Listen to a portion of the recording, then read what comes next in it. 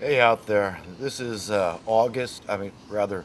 13th, 2014, Saturday. And I'm on the Chico State University campus here in Chico, California.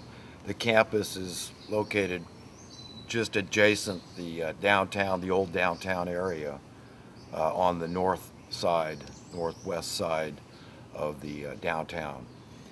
And there's a nice little creek right down here that runs under this, right underneath a footbridge here. I point it up so you can see.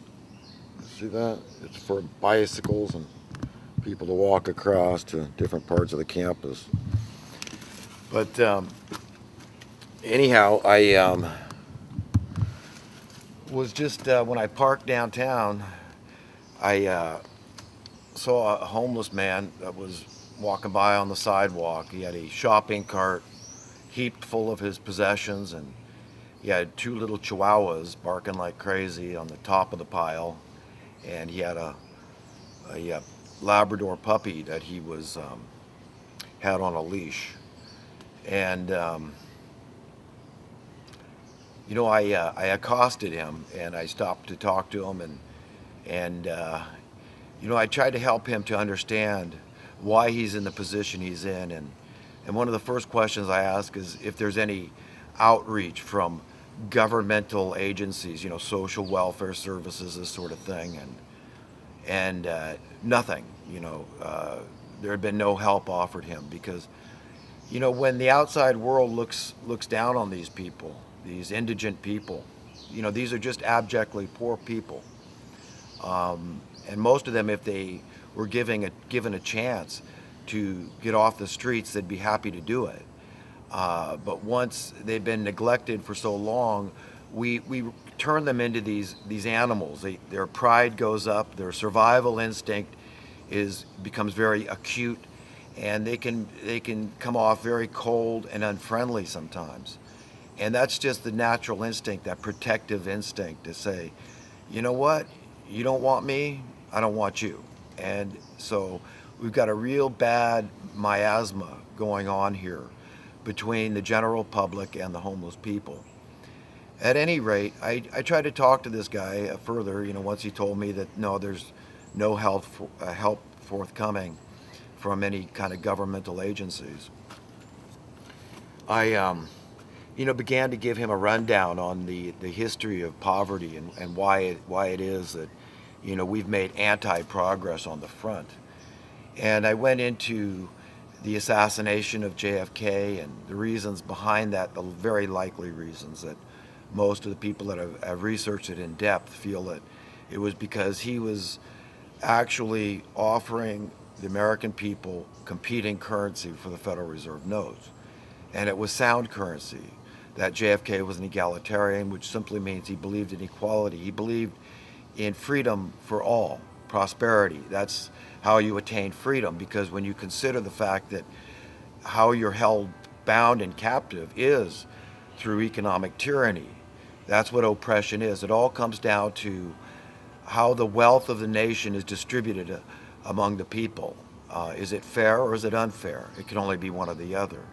And unsound currency renders the public unjust at large. That we've got great inequality, and we've got an ever-growing wealth disparity, and it's like a Ponzi scheme or a pyramid scheme, and it has no end.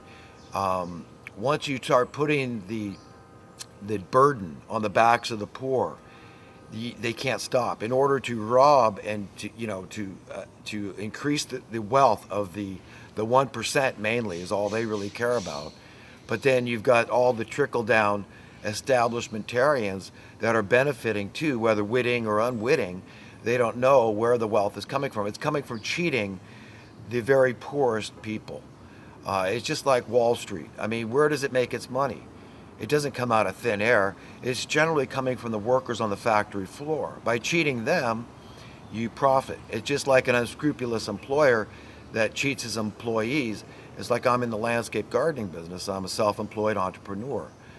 But if I was to hire guys, I'd want to pay them as much at least, preferably more than I'm getting paid. And as any businessman knows, that's not going to work. So I can't actually hire people in all good conscience until I'm a shrewd enough businessman to extract enough from my customer base so that I can pay my employees what I want.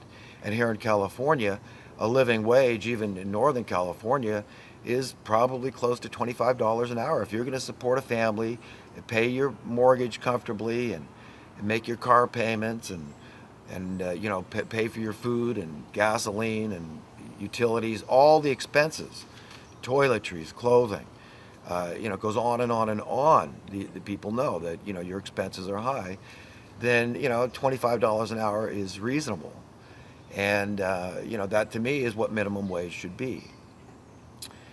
But what we had at the assassination of JFK was a economic coup d'état, and these people sent a message loud and clear to any other presidents who had the cojones, the courage to stand up against these money printers.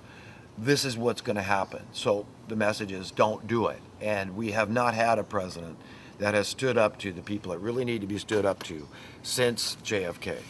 So keep that in mind, and you can decide for yourself how to believe about the whole assassination and what happened there.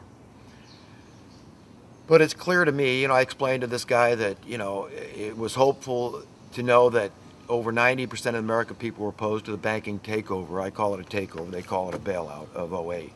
This illegitimate debt was validated, was legitimized by our politicians that are nothing more than whores for the money printers that did this to us. They knew they were blowing out the pipes of the economy by dumping all this money on the housing market, because the housing is an essential human need. It's like food or water.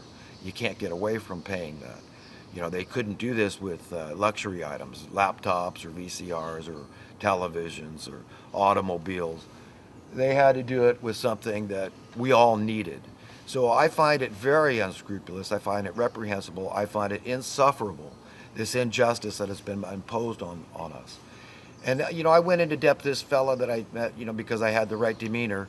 He had an attentive ear, and I think I educated him a little bit. He doesn't go online, so he's got no idea of alternative media. Probably he doesn't have any idea about mainstream media. He was just into his own little homeless world and survival, keeping his head above water. He got some check from the government, he explained, probably some general assistance check. But he explained to me that it's, peanuts, because he's broke all the time. He's got those 3 dogs to take care of, and I mean, who can wonder that he's not broke all the time? What's he getting? $400, $500, $600 a month at the most. So it's really sad. And then if you're getting that general assistance, from what I understand, you're not going to get food stamps. So there's no housing subsidy offered this guy because he's a man. I mean, we got to take care of women and children first, and this is one of the reasons I got on the case of this Habitat for Humanity, and I called them exclusive when I was attending a board meeting of my local chapter of the Habitat for Humanity here in Chico, is because I think it should be first come, first serve. It's logical to me that you save lives whenever you can. We want to care about everybody. Yes, women and children first. I'm all for the being chivalrous and valiant and all that with our women and children, the weak and all this, the handicapped. But you know what? I believe that we need to focus more on taking care of everybody, the whole. We can never assume that we're ever going to be satisfied if we're just caring about, some. Saying, well, this group is okay. The middle class, we got to keep a strong middle class. No, you understand, what you really want is happiness above all. And you can never find happiness while ignoring the needs of others. It will never work. These are immutable laws that God put into place. So say that you're going to defy it. You're going to be the first guy to find true happiness while you are out of sync with the heart and mind of God Almighty. It's erroneous, and I'm here to correct you because I want to find true happiness. And as long as you are deceived, and remember, very intelligent people can be deceived. Hey, look, I'm not saying I'm very intelligent, but I have been deceived. Look, it can happen to anybody. Anybody can be deceived. All it means is that you're believing a lie. You believed it from somebody you believe to be trustworthy. And maybe they actually believe the lie from somebody they believe to be trustworthy. But nonetheless, these are all lies that are passed down. And they're affecting our paradigm. They're affecting my sense of security, my sense of well-being, my sense of joy and peace and contentment, my sense of freedom and liberty, my sense of overall happiness. Okay? And that's why I want to educate people. I guess you could call the kind of education I have to offer the public is a philosophy of sorts, but it's ethics. You know, ethics are very imperative to understand, and yet our society, by and large, poo-poos ethics and philosophy as nonsense. Oh, it's just, it's not common sense, it's not pragmatic. How's it going to help me in the real world? You know what I mean? And that real world we're talking about is a bunch of bull. I mean, they keep trying to tell us that somehow all this makes sense. The Wall Street, the mainstream media feeding us the wars and the crime, and all the other problems out there, the debt, how it's okay to have, all these people walking around well-heeled, their finances are fine. Well, I thought the nation was in debt. Why in the hell isn't this debt getting paid by the people that have the means to pay it? You see, it's so stupid. And then people say, what are you, for taxation? No, I'm for reverse taxation. I say everybody should keep what they have, and I would add to it, okay? And who's going to pay it? Who's the Rockefeller class, the people that have stolen the wealth of our nation for generations to come. And if they get their way, it's going to be in perpetuity. Understand, folks, I know what I'm talking about because it's simple, very, very simple. And I'm going to explain what I really wanted to talk about today was checks and balances. I wanted to explain this to the general public in childlike terms. So simplistic, nobody can say they don't understand checks and balances, okay? And how this fits into fair labor practices, okay? There's a thing called a cost of living adjustment. You've all heard this loosely called by the acronym COLA, Cost of Living Adjustment. And I want to ask anybody out there who, if this is unreasonable, in any way, is this unreasonable?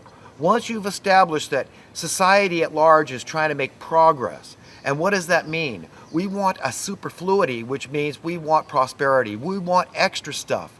We want to work less. We want more machines to do our work. We want a lower work week. We want to be able to do what we want, go out and recreate and be free. So, we don't mind working. The public at large is not lazy.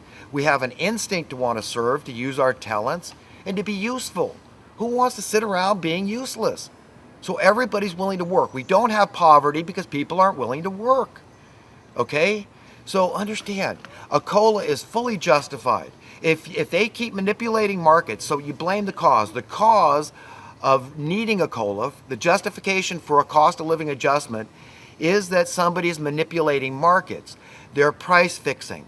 They've removed all semblance of supply and demand economics. In other words, it doesn't matter how much extra food you produce, the workers, it doesn't matter how much extra housing you produce. It doesn't matter how much extra water, how much extra automobiles, how much extra gasoline, how much extra electricity you produce. You've got this group, this special interest group, and they're all tied together. You understand, all these establishmentarians that are invested, they have faith in, they're trusting in the stock market. They're trusting in the system. They're trusting in the establishment. It becomes their God, and the God of this world is Satan. And his method of operation is through the money, through this money love. Yes, we all love freedom and security, and we see money as the way to have that freedom and security. We get it. God gets it. But we've got to see beyond that and say, look, you got to come out of your stupor, come out of Babylon, come out of ignorance. Stop taking the blue pill, as a metaphor from the movie The Matrix. The one that, that makes them go into La La Land and, hey, ignorance is bliss. And, and all this stuff is very powerful and has real